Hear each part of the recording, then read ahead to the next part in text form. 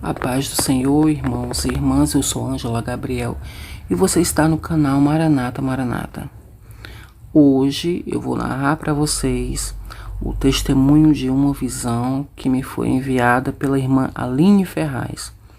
A irmã Aline Ferraz me enviou esse relato no dia 23 de agosto desse ano de 2020. Eu até pedi perdão a ela. Tá aqui, ó, a minha resposta. Pedi perdão porque eu estava muito atarefada nesse mês e nos seguintes também. Então, eu não pude fazer esse vídeo logo, mas estou fazendo agora e vou levar ao conhecimento de vocês a visão que ela teve. Porque ela me enviou no intuito de que todos soubessem. Então, tá aqui o e-mail da irmã Aline Ferraz. Ela diz: a paz do Senhor, irmã Ângela, estou te enviando. A paz do Senhor, irmã Ângela, estou te enviando este e-mail, pois é o único meio de me comunicar contigo, pois eu não tenho Face nem WhatsApp. O Senhor me pediu que não tivesse mais essas redes. Não critico quem tem. Logo mais adiante estarei contando como foi que Jesus me libertou das redes sociais também. Meu nome é Aline, sou de Porto Alegre mesmo. Sempre que posso, escuto os testemunhos do seu canal, que a princípio tem edificado muito a minha fé. Obrigada, irmã Aline, Deus te abençoe. Continuando. E hoje venho falar de uma visão que tive hoje. Hoje ela está se referindo ao dia de domingo, dia 23 de 8 de 2020, ou seja, dia 23 de agosto de 2020. Então, no dia 23 de agosto de 2020, pela manhã, fiquei e ainda estou muito tocada com tudo que vi e vivi nesta visão. Senti de mandar para você ler e para toda a Irmandade, para que nos preparemos para os dias difíceis. Então, ela continua. Me vi como se eu estivesse voltando da igreja com algumas irmãs, como de costume, só que nós estávamos voltando com muito silêncio no caminhar e no falar, pois nós tínhamos sido proibidos aqui no Brasil de falar em Jesus e muito menos de se reunir para adorá-lo. Então, nos encontrávamos em lugares secretos, mas fomos vistos por olheiros que ficavam escondidos para observar-nos. Então nos levaram para um lugar que, quando cheguei, para minha surpresa, tinha muitos irmãos lá dentro. Me lembro que quando cheguei naquele lugar, olhei para o lado e vi 4 presbíteros que tinham acabado de ser mortos, decapitados. Aquele grupo de terroristas tinham feito questão de filmar a tortura, porque eles não negaram a fé. Então lembro de me sentir muito mal vendo aquilo. Foi quando alguém se aproximou de mim e disse: se você não negar a Jesus, vai sofrer também. Mas eles me disseram: não queremos matar você, só vamos te dar uma correção. Então eu me assustei. E veio uma pessoa e me disse: nega, senão você vai vir para cá. Esse para cá que essa pessoa disse, né? Onde essa pessoa estava, era um lugar muito sujo de torturas, onde morreram aquelas pessoas que não negavam a Jesus. Mas logo veio, como que do céu, uma voz de um homem que tinha sido um servo de Deus, conhecido meu aqui na terra, que me disse: Aline, não negue a Jesus, pois a glória daqui não se compara a nada que nos aflige neste mundo. Então, olhei para a direção da voz que vinha do céu e vi os céus se abrindo e faíscas de ouro como de fogo passavam, e eu comecei a falar em línguas estranhas e me alegrar muito.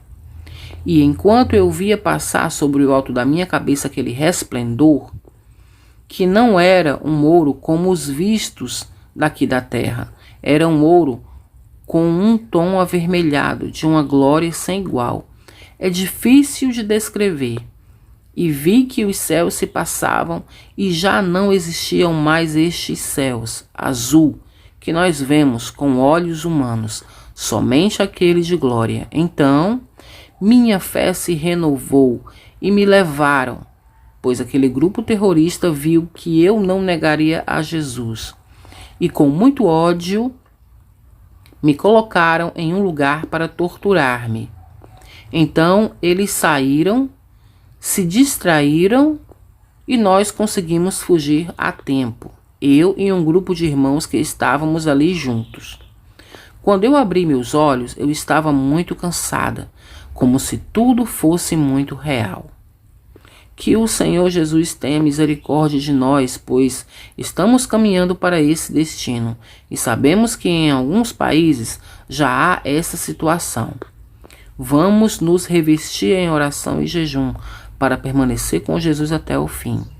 Agradeço a atenção, fique na paz do Senhor Jesus. Então, queridos irmãos, esse foi o relato de uma visão que a irmã Aline teve, nos enviou e queria que vocês ouvissem, por isso eu estou narrando aqui para vocês. Ao que me parece, a irmã fala do período da tribulação, onde a palavra de Deus diz que os crentes serão perseguidos, né? E em muitos países nós sabemos que isso já acontece, como a própria irmã contou aqui. Então, eu acredito que a palavra de alerta que fica para quem acredita no arrebatamento, para quem acredita no arrebatamento pré-tribulacionista ou pré-tribulacional, como eu, que quer dizer que os cristãos serão arrebatados antes da tribulação, eu creio assim, respeito quem não crê, mas eu acredito que a palavra que fica para nós é que nós, como Jesus nos mandou, né? Nós oremos e vigiemos porque nós não sabemos a que hora o noivo vem. Então, meus queridos irmãos, como eu já falei, que eu respeito quem crê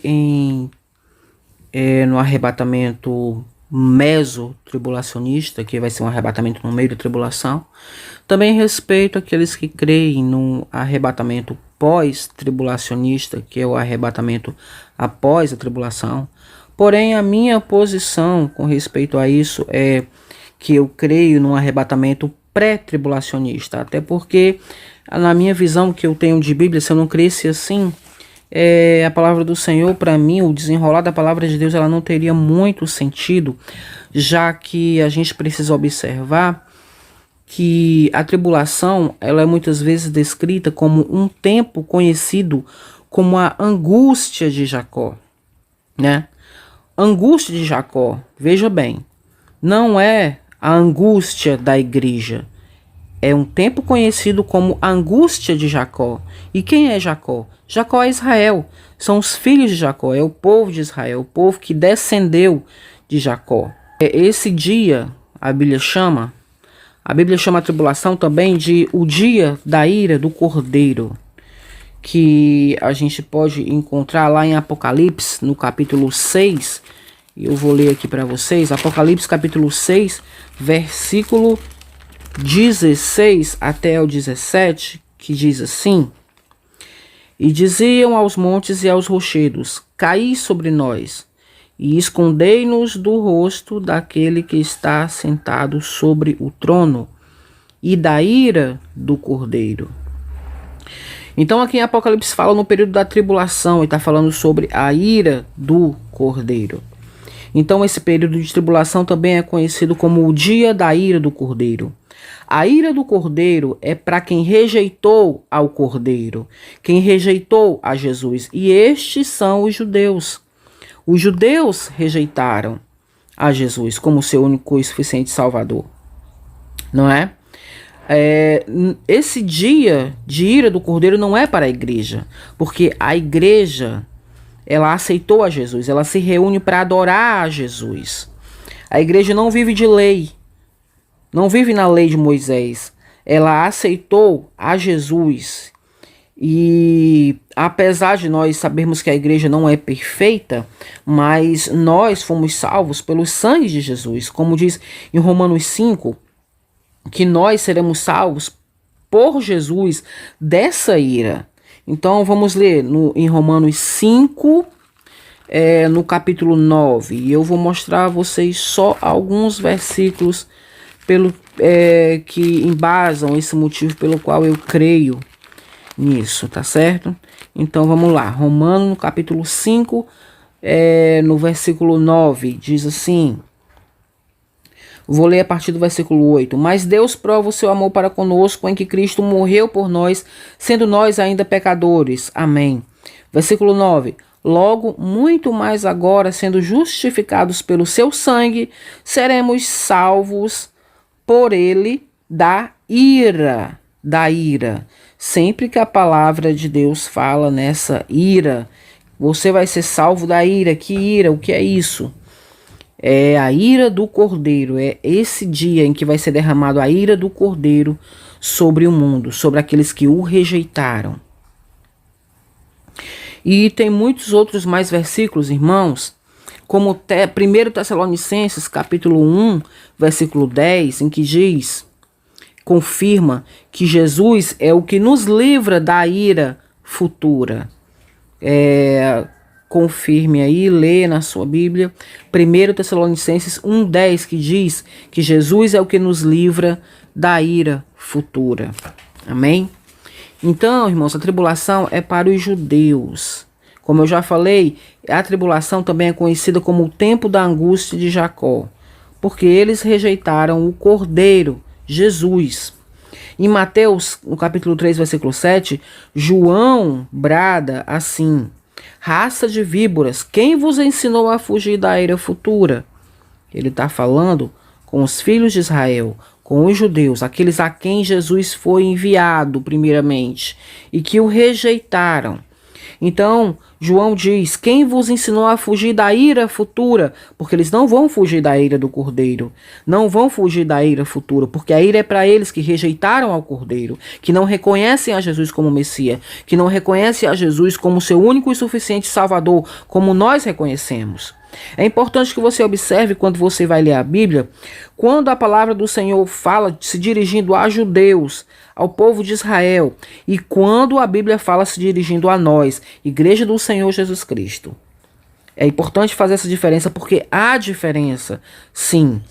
Porque aqui nesse versículo a palavra do Senhor está direcionando a ira futura do Cordeiro ao povo de Jacó, aos descendentes de Jacó, representados pelos fariseus e pelos saduceus. Lê esse versículo em Mateus capítulo 3, versículo 7. Não está direcionando a ira futura à igreja. Então é importante que você observe isso. Outro versículo e último que eu quero que você observe. Em Deuteronômio, lá no começo da Bíblia, Deuteronômio capítulo 4, versículo 30. E o que acontece lá? Nós vemos lá que Deus previu e determinou esse tempo de angústia para os filhos de Jacó desde o princípio, por causa da obstinação deles. E o que fala em Deuteronômio capítulo 4, versículo 30? Bom, é importante a gente observar o contexto. O contexto desse capítulo é que o Senhor avisa ao povo de Israel, principalmente que eles não façam nenhuma imagem esculpida na similitude de qualquer figura, semelhança ou macho ou fêmea, porque quando eles ouviram a voz do Senhor no meio do fogo, né, eles não viram nenhuma similitude, nenhuma aparência de nada. Só ouviram a voz do Senhor. Então Deus aqui está proibindo eles de fazerem qualquer tipo de imagem, adorar qualquer outro tipo de imagem, a não ser ao próprio Deus. E o Senhor várias vezes nesse capítulo diz que ele é um fogo que consome, um Deus zeloso. Você vai ver aqui em vários versículos que o Senhor sempre diz: eu, o Senhor, sou um fogo, fogo que consome, um fogo consumidor, um Deus zeloso. Então Deus, ele não aceita que o seu povo seja idólatra. E nós conhecemos a trajetória do povo de Israel. Sabemos que eles foram idólatras sim várias vezes. Eles adoraram a outros deuses, caíram na contradição dos povos que o Senhor destruiu, e assim a ira de Deus também veio sobre eles naquela época. Deus destruiu Israel e Deus destruiu Judá. Porém, no versículo 30, o Senhor diz assim: quando estiveres em tribulação e todas essas coisas vierem sobre ti, então, nos últimos dias, E o Senhor diz, nos últimos dias, não está falando de nenhuma angústia, nenhuma tribulação que eles tiveram naqueles dias, mas o Senhor está falando de nos últimos dias. Quando todas essas coisas vierem sobre ti, então nos últimos dias voltarás para o Senhor teu Deus e sereis obedientes à sua voz. Ou seja, se você for na nação de Israel hoje, se você for em Israel e perguntar quem é Jesus, eles vão dizer para você. A maioria do povo de Israel vai dizer para você: nós não reconhecemos a Jesus como o nosso Salvador. Jesus não foi nada mais, nada menos do que apenas mais um mestre que andou ensinando por essa terra. Nós não o reconhecemos como Messias. É isso que eles vão dizer para você. É isso que você vai ouvir. E a palavra do Senhor também diz, para nós terminarmos, aqui em Zacarias, deixa eu encontrar. A palavra do Senhor diz no livro de Zacarias, no capítulo 12 e no versículo 10. O contexto fala que Jerusalém estará em guerra e muitas nações virão contra ele, mas o Senhor naquele dia vai lutar por ele, vai defendê-los e vai destruir as nações que vieram contra Jerusalém. E então o Senhor diz assim no versículo 10: e sobre a casa de Davi e sobre os habitantes de Jerusalém derramei o espírito de graça e de súplicas, e olharão para mim a quem transpassaram e o prantearão como quem pranteia por um unigênito, e chorarão amargamente por ele, como se chora amargamente pelo primogênito. Então, naquele dia, será a vinda de Jesus para os judeus. Quando Jerusalém estiver sendo destruída, o Senhor aparecerá para eles e os salvará. E eles olharão para Jesus e o reconhecerão como seu Salvador, como seu Messias. E naquele dia sim, Israel será salvo. Então, irmãos, é isso que eu compreendo como a tribulação e os últimos dias que a Bíblia nos ensina. Aqui apenas um pouco de tudo, né, que eu compreendo, e porque eu compreendo que a tribulação, o arrebatamento será pré-tribulacionista. A igreja será salva, sim. Quem for obediente vai ser salvo, sim, porque Jesus é aquele que nos livra da ira futura. Que ira futura é essa? É a tribulação. E não é uma tribulação qualquer, porque a Bíblia fala de tribulação e fala da grande tribulação. E a grande tribulação, a palavra de Deus diz que nunca houve dias como aqueles e não haverão jamais. Então é um tempo muito singular, é um tempo que é chamado como angústia de Jacó, é um dia da ira do Cordeiro. E nós não merecemos a ira do Cordeiro, por quê? Porque nós já aceitamos, já reconhecemos ao Cordeiro. Amém? Então é isso, meus queridos, que eu compreendo, é isso que eu quis passar um pouquinho hoje para vocês. E vamos vigiar, como disse a nossa irmã aí, vamos orar, vamos vigiar, vamos preparar, porque Jesus nos mandou estarmos prontos como as virgens prudentes. Fica na paz do Senhor Jesus, que Deus te abençoe, amém?